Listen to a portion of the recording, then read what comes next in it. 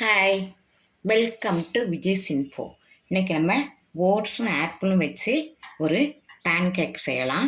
ஓட்ஸை நான் நல்லா ஒரு 10 நிமிஷம் ஊற வச்சுருக்கேன். நல்லா ஊறிடுச்சு பாருங்கள். ஆப்பிள் ஒரு பாதி ஆப்பிள் மட்டும் கட் பண்ணி வச்சுருக்கேன். இதில் கோதுமை மாவு 2 ஸ்பூனு, உப்பு மட்டும் போட்டு, நீங்கள் சக்கரைனா போனால் போட்டுக்குங்க. நான் உப்பு மட்டும் போட்டு ஒரு பேன் கேக் செய்கிறேன். ஒரு மிக்ஸி ஜாரில் இந்த ஓட்ஸ் ஊற வச்ச ஓட்ஸு, கோதுமை மாவு, ஆப்பிள், கொஞ்சம் உப்பெல்லாம் போட்டு நல்லா நம்ம தோசை பதத்துக்கு அரைச்சிக்கலாம். ஓட்ஸு, கோதுமை மாவு, ஆப்பிள், கொஞ்சம் உப்பு போட்டு நல்லா அரைச்சிட்டு வந்துட்டோம். இதை நம்ம இப்போ பேன் கேக் செய்யலாம். இப்போ அடுப்பில் ஒரு கடாய் வச்சுருக்கேன். இது அடை சுடுற கடாயி, கொஞ்சம் குழிவாக இருக்கும். உங்கள் வீட்டில் என்ன கடாயினாலும் எடுத்துக்கோங்க. இப்போ நம்ம இதில் நெய்யோ ஆயிலை விடலாம். கொஞ்சம் தடவை மட்டும் செஞ்சால் போதும். நான் ஆயில் தான் விட்டுருக்கேன்.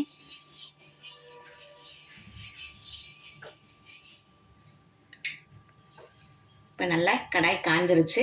இதில் நம்ம ரொம்ப பரத்த வேண்டாம்.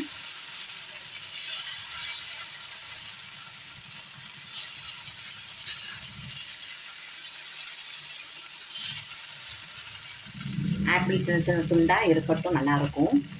ரொம்ப நைஸ் அரைக்க வேண்டாம்.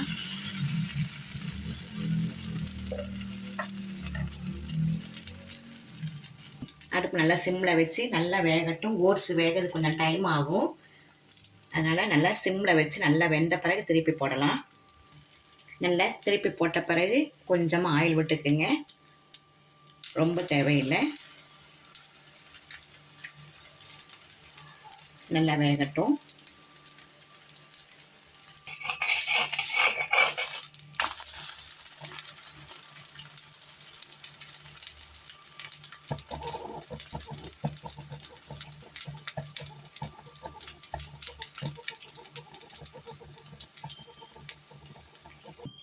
நல்ல ஆரோக்கியமான oats apple pancake ready ஆயிடுச்சு பாருங்கள்.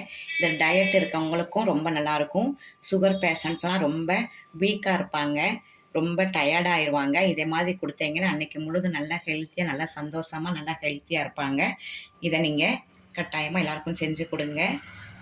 செஞ்சு கொடுத்து அசத்துங்க. இந்த ரெசிபி உங்களுக்கு பிடிச்சிருக்கும். பிடிச்சிருந்தால் லைக் பண்ணுங்கள், ஷேர் பண்ணுங்கள், சப்ஸ்கிரைப் பண்ணுங்கள், பெல் ஐக்கானை தட்டி விடுங்க.